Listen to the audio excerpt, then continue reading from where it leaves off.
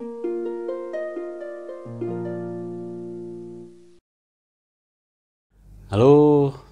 Assalamualaikum warahmatullahi wabarakatuh. Ketemu lagi di vlog Juru Baca.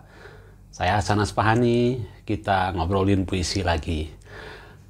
Saya ingin menjawab pertanyaan Mariska Setiawan, penyanyi soprano yang membawakan dengan sangat baik sajak sayang digubah oleh Ananda Soekarlan di konser beberapa waktu yang lalu di Prambanan.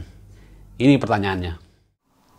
Halo semuanya, nama saya Mariska Setiawan dan saya adalah seorang penyanyi seriosa.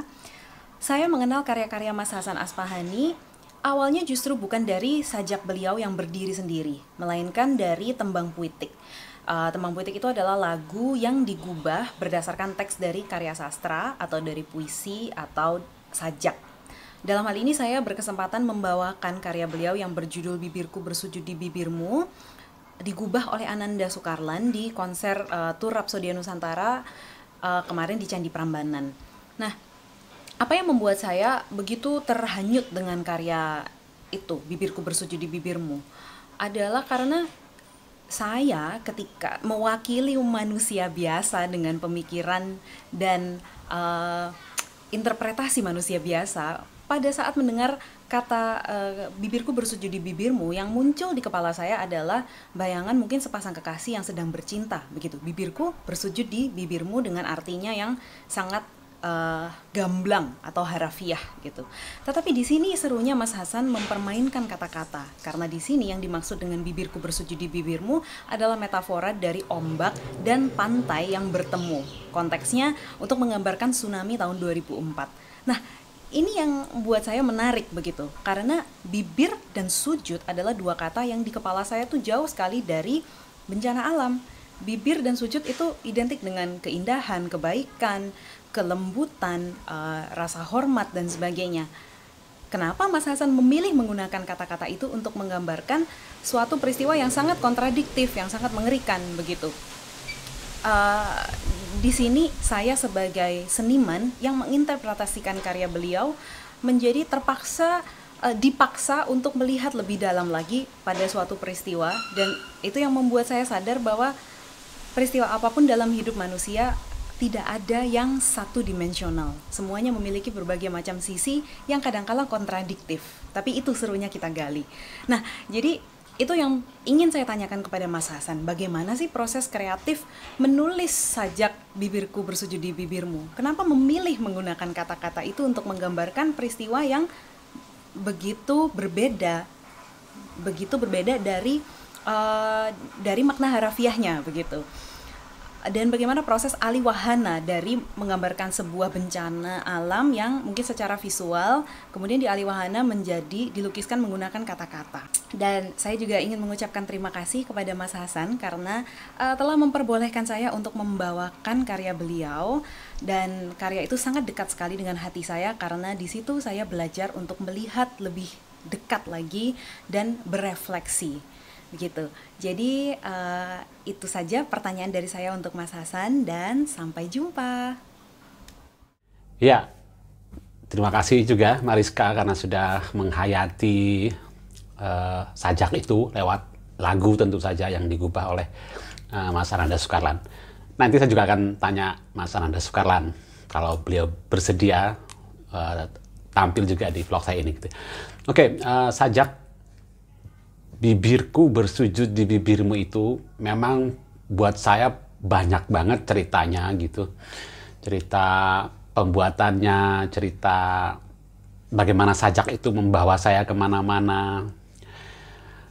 Sajak itu hampir menjadi judul buku saya yang pertama, yang akhirnya menjadi judulnya Orgasmaya itu gitu. Tapi perubahan itu sama sekali tidak saya sesali, perubahan yang pertimbangannya benar sekali pada waktu itu. Tapi sajak itu ada di buku tersebut, buku pertama saya yang Orgasmaya itu terbit tahun 2007. Nah, sajak itu ditulis 2006, 2 tahun setelah peristiwa bencana tsunami di Aceh itu. lama banget, 2 tahun gitu. Ya, ya seperti seniman lain lah, seperti siapapun lah, penulis kah, dia siapapun, pelukis mungkin juga akan merasa peristiwa besar itu akan menarik perhatian dan menantang atau menggerakkan hati untuk berkarya menanggapi peristiwa itu. Nah, saya ingat waktu itu ada penerbitan antologi tentang puisi-puisi tentang tsunami Aceh. Saya nggak bisa nulis puisi tentang tsunami itu gitu. Saya kesel banget sebenarnya. Kok nggak bisa nulisnya itu? Ini peristiwa sebesar ini kok saya nggak bisa nulis puisi gitu kan? Jadi kesempatan untuk ikut di antologi itu ya terlewatkan begitu saja karena memang saya tidak punya puisi untuk dikirim ke panitia penerbit antologi itu gitu. Tapi saya terus saja selama 2 tahun itu sampai saya menuliskannya berniat atau mencari cara bagaimana menulis sajak tentang itu, tentang tsunami itu gitu. Nah, saya kan bekerja sebagai wartawan ya. Tiap hari sepanjang tahun itu mengikuti berita itu gitu, melihat foto-foto yang harus saya pilih dan untuk terbit di koran saya begitu, mengedit beritanya juga, perkembangan semuanya kapan sebuah daerah terbuka atau tim evakuasi datang ke suatu daerah mana yang terakhir dikunjungi oleh tim penyelamat dan lain-lain itu. Pada waktu itu saya tahu betul gitu, mengikuti karena saya mengurus koran dan harus membaca berita itu kan. Jadi bahan di kepala saya makin banyak tentang peristiwa itu gitu. Bukannya mempermudah tapi membuat saya semakin sulit untuk membuat puisi ini, mana yang mau ditulis peristiwa sebesar ini begitu kan. Ya berjalan aja. Saya juga selama itu ya menulis puisi-puisi lain juga begitu kan.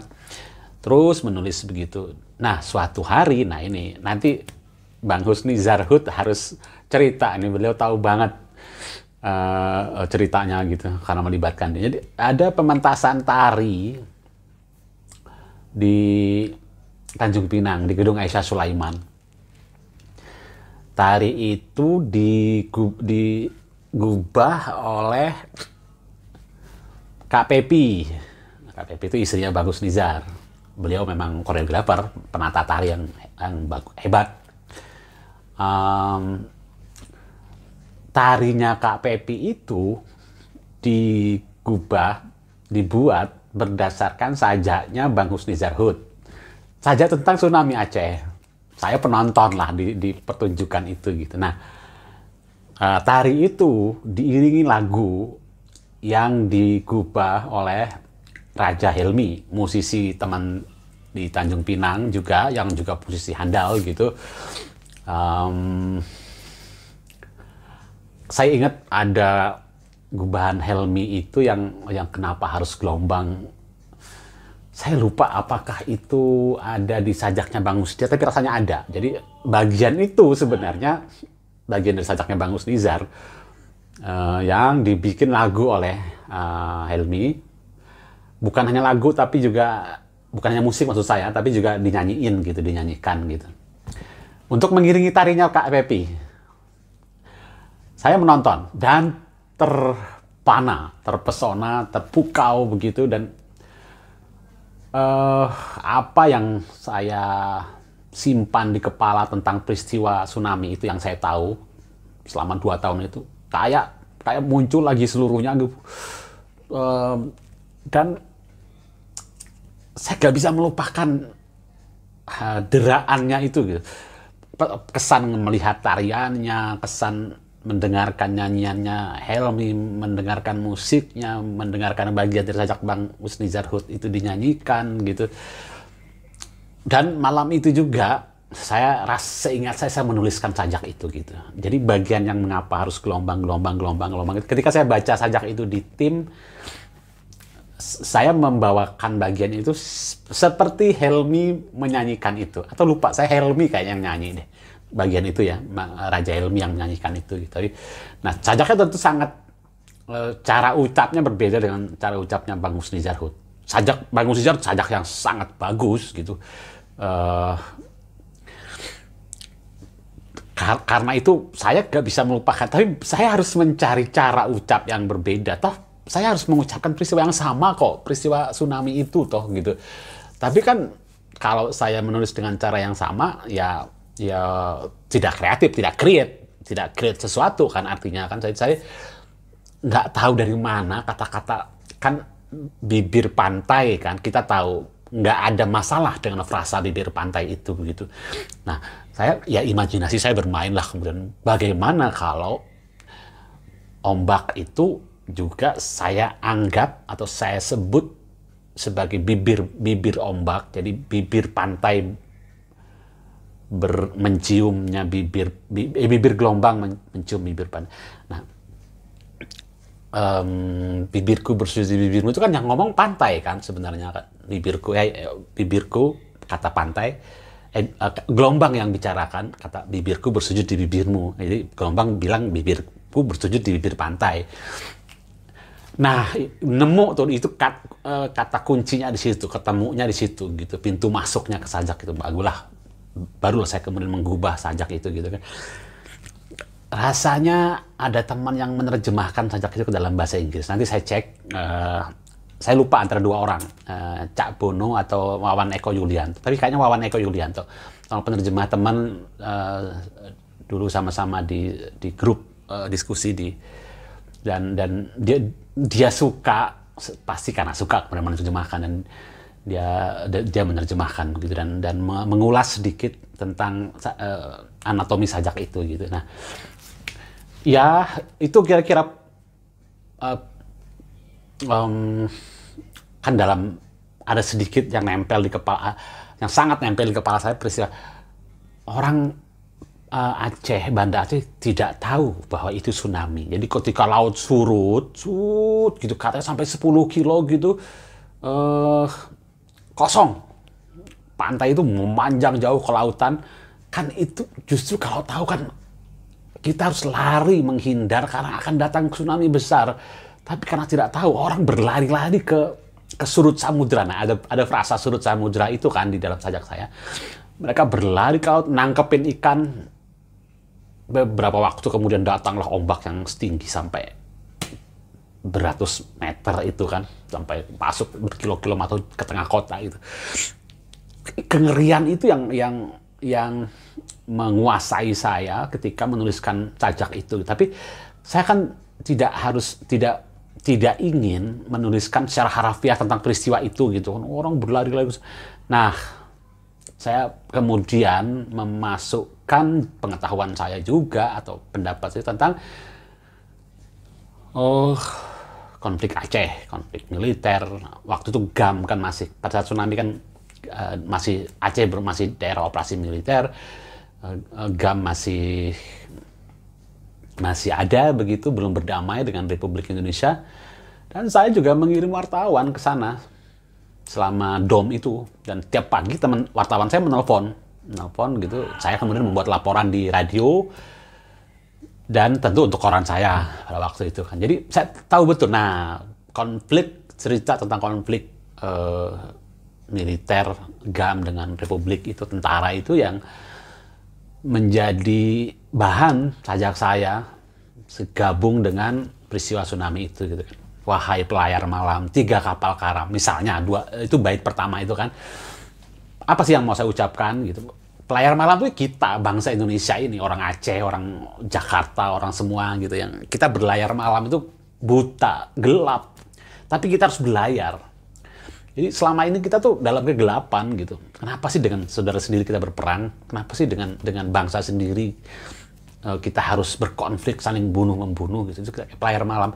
Tapi memang kita harus berlayar karena malam itu pun kalau kita mau bijak, kan ada bintang-bintang yang memandu pelayaran kita supaya kita tidak tersesat di laut. Kita selamat selama berlayar. Nah, itu perasa udah terciptanya spontan aja tuh, mengalir aja tuh gitu. Karena satu, memendamnya gitu, menyimpannya itu 2 tahun gitu. Tapi ketika ketemu momen politik, menonton tarian itu tadi, semuanya pecah, tiba-tiba semuanya jadi, semuanya matang gitu. 3 kapal karam. 3 kapal karam itu apa? 3 rezim berganti. Saya menganggap 3 rezim lah ya kan.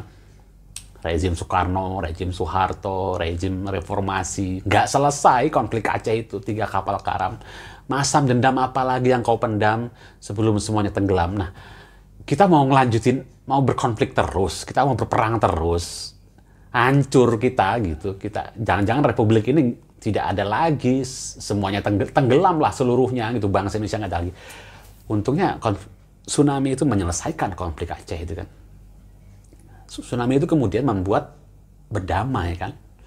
Aceh mendapat hak istimewa kan, jadi punya undang-undang daerah. Jadi kenapa harus gelombang untuk menyelesaikan konflik itu gitu. Nah, itu pertanyaan yang menggoda, yang terus, makanya di dalam bait itu lagunya Helmi yang dari sajaknya Bangun Sejati, saya nggak utak-atik, kecuali tipografinya barangkali yang saya terus persis kayak gelombang. Kenapa harus gelombang? Kenapa harus gelombang? Nah, lagunya yang dinyanyikan Mariska Agubahannya itu berbeda. Anda tonton aja videonya, konser di Prambanan itu gitu. Itu nggak saya ubah karena itu menurut saya bukan inti, bagian penting dari sajak saya itu adalah pertanyaan yang nggak ada jawabannya gitu. Kenapa sih konflik itu nggak bisa diselesaikan dengan perundingan, dengan berbaik? Kenapa harus setelah datang gelombang besar bernama bencana tsunami itu baru kita bisa bicara dan menyelesaikan persoalan itu gitu? Bibirku bersujud, pagut sebutir, pungut sebutir. Nah, tapi akhirnya selesai kan, satu persatu gitu. Ya itu intinya, sajak itu proses lahirnya atau proses kreatifnya kira-kira seperti itu gitu. Dan ya sajak itu paling menggelisahkan.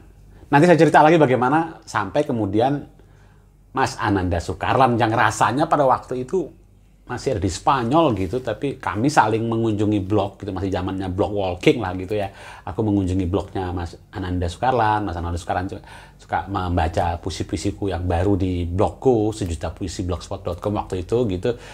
Dan aku nggak tahu gimana, mungkin Mas Ananda Soekarlan yang bisa cerita bagaimana kemudian dia tertarik untuk mengubah sajak itu menjadi lagu. Dan saya nonton pertama kali di konser New Year's, konsernya Mas Ananda Soekarlan di Geraha Bakti Budaya, tim yang nyanyi waktu itu Anin Katamsi dengan diiringi tarian yang digubah oleh Mas Cendra Panatan.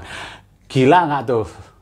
Jadi dari tarian, sajak jadi tari, jadi musik, jadi sajak, jadi musik, jadi tari lagi. Tapi kita ceritakan itu di video berikutnya. Dan saya ingin Mas Ananda Soekarlan, kalau beliau berkenan, nanti saya hubungi beliau untuk menceritakan sedikit tentang bagaimana prosesnya menggubah dan kenapa tertarik menggubah sajak saya itu. Oke, saya kira cerita ini cukup tentang latar belakang. Mudah-mudahan untuk Mariska saya sudah menjelaskan penasarannya. Ini benar-benar baru pertama kali saya ceritakan ini, tapi di beberapa forum di Tanjung Pinang, Bang Gus Nizar sering sekali menceritakan itu gitu. Terima kasih. Ketemu lagi di video berikutnya.